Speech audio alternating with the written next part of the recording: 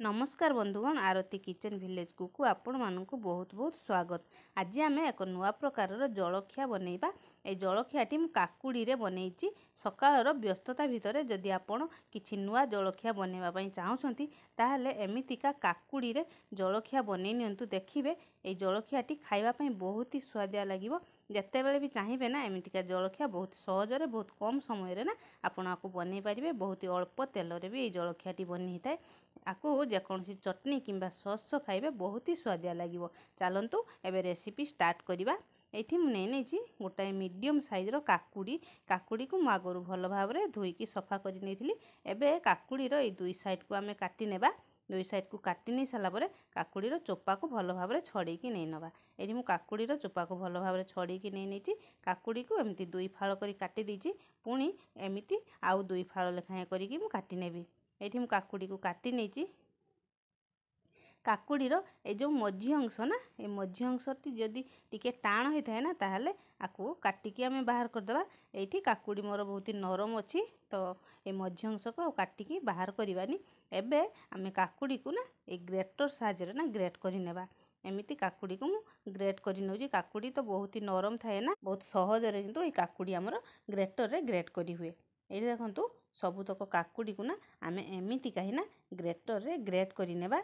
एठी सबुतक काकुड़ी मु ग्रेटर रे ग्रेट करि नेछि। काकुड़ी रो हमर केते गुडा पानी बाहरी आछि। देखंतु सबुतक काकुड़ी को ना आमे एमिति हाथ रे एमिति चिपुड़ी की नै नबा।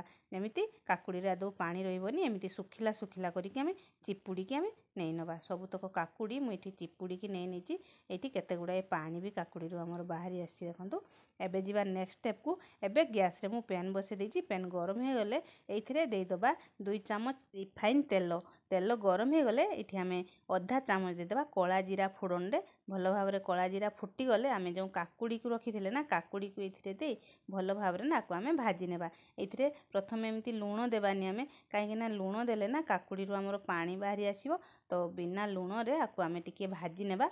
एठी म काकुड़ी को टिके एमिति भाजी नेछि। तापरे एठी आमे दे देबा किछि ग्रेट करिकि रखिथिबा ना गाजर को भी ना आमे काकुड़ी सो भल भाव रे मिसै की एमिति भाजी नेबा। एमिति मु भाजी नेछि काकुड़ी को बिना ढांकुणी रे ना आकु भाजीबा। न ढांकुणी दे देले ना ये बहुत सिजी जीवो। तो एमिति बिना ढांकुणी रे आकु हाई फ्लेम रे ना आकु भल भाव रे सुखिला सुखिला करिकि एमिति भाजी नेबा। एठी भल भाव रे भाजी नेछि। आकु बाहर करी ठंडा कर नेबा। तापरे आमे गोटे मिक्सिंग बाउल ले नेबा। एथिरे आमे दे देबा 2टी अंडा। 2टी अंडा मु एठी नेछि फटे की एथिरे दे दउची। आपण चाहिले 3टी किंबा 4टी भी अंडा एथिरे देई परिबे। तो मु एठी 2टी अंडा रे जलखियाटी बनैबी। तो ये 2टी अंडा फटेकी दे देछि। आकु ना आमे भल भाव रे अंडा को आमे भल भाव रे चामच साहाय्य ना आकु आमे भल भाव रे 5 रु 7 मिनिट पई भल भाव रे आकु फेंटी नेबा। जते बेल पर्यंत ना अंडा रो उडे कलर चेंज न हे आछि। एठी देखंतु हमर अंडा रो कलर केते बढ़िया से चेंज हे जाइछि। आकु भल भाव रे फेंटी नेछि। एबे एथिरे ना आमे 2 चामच दे देबा कॉर्नफ्लोर को भी ना आमे भल भाव रे मिसै नेबा। कॉर्नफ्लोर जदि आपण न देबे ताहाले एथिरे 2 चामच बेसन किंबा 2 चामच चाउଳ चूना भी दे परिबे। तो आकु भल भाव रे मु मिसै नै साला परे एठी आमे जो काकुड़ी आ गाजर को भाजी की रखिथिले ए सब तक को ना आमे एथिरे दे दबा। एठी मु सब तक ए काकुड़ी आ गाजर को एथिरे मु दे दउची। सबु तक को मु एठी दे देछि। एबे एठी आमे दे दबा गोटाए कट्टा हेतिबा टमाटो कट्टा प्याज कट्टा हेतिबा रसुण आउ दे दबा एथिरे कट्टा कंचा लंका आउ किछि कट्टा हेतिबा धनिया पत्र। स्वाद अनुसार एथिरे आमे दे दबा लूण आधा चामच गोलमरीच गुंड एवं गोटाए चामच दे दबा जीरा धनिया गुंड एवं एथिरे आधा चामच दे दबा गरम मसाला। गरम मसाला न देले आपण माने एथिरे मैगी मसाला भी ऐड करि परिबे। बहुत ही स्वादिया लागिवो खाइबा पई। तो एबे ए सब जिनिस को ना आमे भल भाव रे ना मिसै नबा। एठी भल भाव रे मु मिसै नेछि। बंधुगण आजिर भिडियोटी जदि भी आपण मानकु पसंद आसे ताले प्लीज मो चैनल को लाइक शेयर एवं सब्सक्राइब करी पाखरे थिबा बेल टी को निश्चय दबाइबे। ताले मोर नुआ नुआ भिडियो आपण मानक पाखरे सर्वप्रथमे पहुंची जिवो। एठी सबुतक को मु भल भाव रे एठी मु मिसै नेछि चामच रे। एबे आमे जिबा नेक्स्ट स्टेप को। एठी मु गैस रे पैन बसे देछि। पैन गरम हे गलानी। एथिरे आमे दे दबा 2 चामच रिफाइन तेल। तेल एठी गरम हे गलानी हमरो। एबे एथिरे आमे दे दबा किछि धोळा राशि एमिति चारिपटे टिके छड़े दबा। ताहले आकु ए जो जलखियाटी बनेबा ना आमे देखिबा पई भी बहुत सुंदर लागिवो आ खाइबा पई भी ना बहुत सुंदर लागिवो। तो एबे आकु भल भाव में मुझे देदेची। एबे जो आम मिश्रण को आम रखी ना ये मिश्रण को एमती टिके एमती चारिपटे एमती स्प्रेड करी आम देदेबा। एबे चामच साहाय्य ना आम भल भाव में एमती टिके आकु समान करनेबा।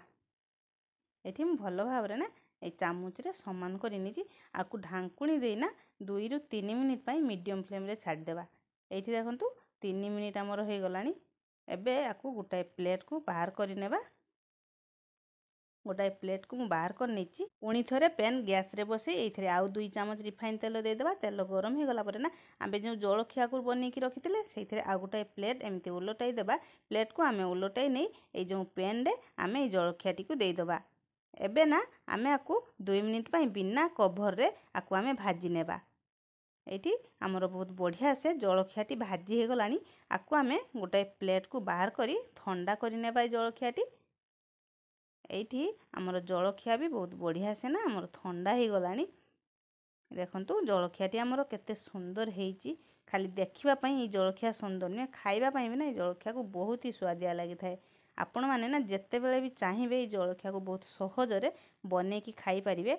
सकाळे किंबा संध्या रे जत्ते बेले भी चाहिबे जलखिया को आपण माने बने की खाई परिबे। आपण माननको मु जलखियाटी गोटे काटिकी देखौची। देखंतु केते सुंदर ए जलखिया देखा जाउची। खाइबा पई भी ना आकु बहुत ही स्वादिया लागि थाए। आपण माने जे कोनोसी चटनी किंबा सॉस खाइबे आकु बहुत ही स्वादिया लागिवो। बंधुगण आजिर ए जलखियाटी आपण माननको केमिति लागिला निश्चय मते कमेंट रे जणैबे। पुणी आको नुआ वीडियो रे देखा हबो। रहउची नमस्कार।